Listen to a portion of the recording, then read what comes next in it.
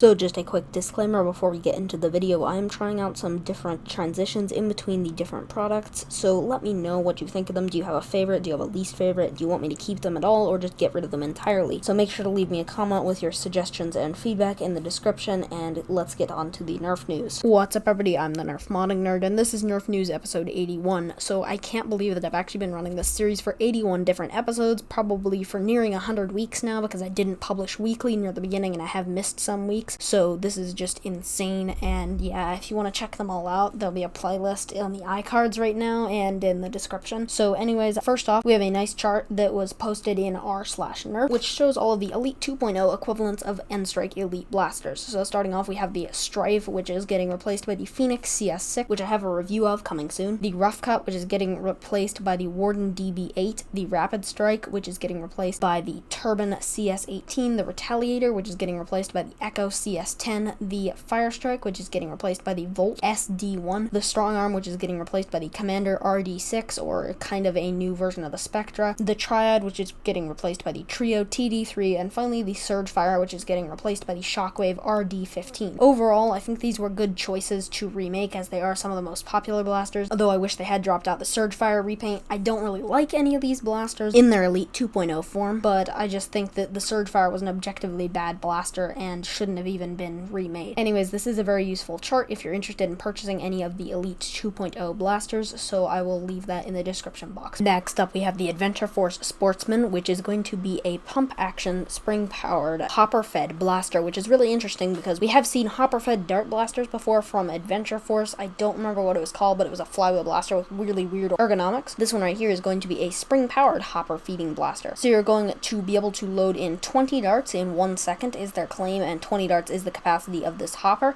by just dropping them into the hopper all facing forward. Obviously, if you face them backwards in the hopper, they aren't going to work, but they should all stack nicely in the hopper. That's one of the nice things about the Adventure Force dart hoppers. This is now available at Walmart for $20 and is likely going to be shooting around 100 FPS to match other Adventure Force products. Next up, we have the Adventure Force Spectrum, which is a flywheel-powered, magazine-fed blaster. This is going to come with a 10-round magazine and is claiming 80-foot ranges, likely with around 100 FPS. So this is going to take 6 AA batteries, which are going to be on the left side tray just above the handle, as you can see. And as far as I can tell, this is pretty much going to be like an Adventure Force version of the Rapid Strike, though it does have a built-in handle and a scope, and between those two things, it is giving me serious Nitron vibes, which I'll put up on the screen right now. This is going to be available very soon at Walmart for 25 United States dollars. And this is going to have an access door on one side, hopefully on both sides, but I'm not sure about that. And then it is also going to have a Picatinny style rail on the top. The stock looks to be somewhat of an extendable stock, maybe a buffer tube or something. I can't exactly tell very well from this photo. And the handle seems like with those two orange buttons, it's hopefully going to flip down, but we will see about that. So we have a new blaster that has been leaked on Reddit and some prices from some blasters we've already talked about in the past. So for the new blaster, it's going to be called the Mega Sky Striker, and it's going to be selling for 60 United States dollars.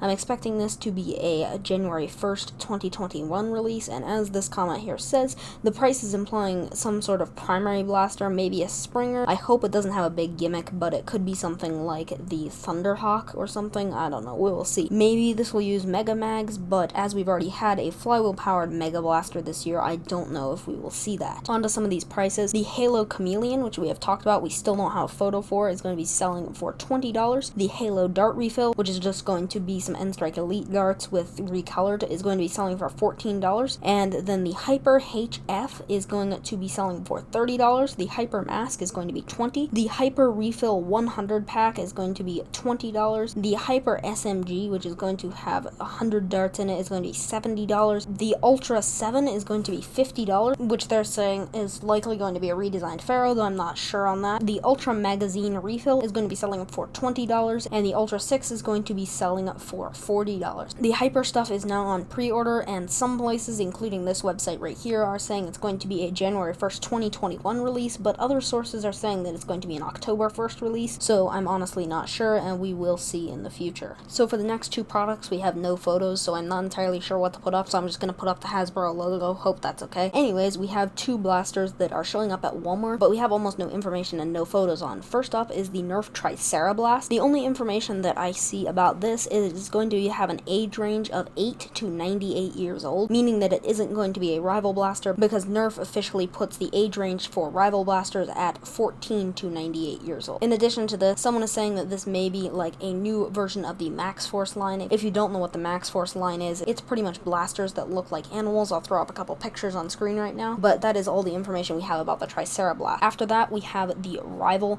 Innovation 1, which is kind of sounding like an Ultra series, as it was Ultra 1, Ultra 2, etc. So Nerf Rival Innovation 1, this is going to be selling for $25, and it is definitely going to be a rival blaster. In addition to the title, it is saying 14 to 98-year-old age range. We pretty much have no other information on this other than something that was leaked saying that this is likely going to be a rival budget line such as the Alpha Strike blasters, so we might be getting more skeletal versions of blasters that we know from the rival series for a much cheaper cost and hopefully much cheaper ammo. So that is going to be it for this episode of Nerf News. If you did enjoy, make sure to leave a like, share, and subscribe, and let me know in the comments section below what you think of the titles that I've done between the different products. I'm not sure if I want to keep them or not. So yeah, thank you guys for watching, and I'll see you guys in another video.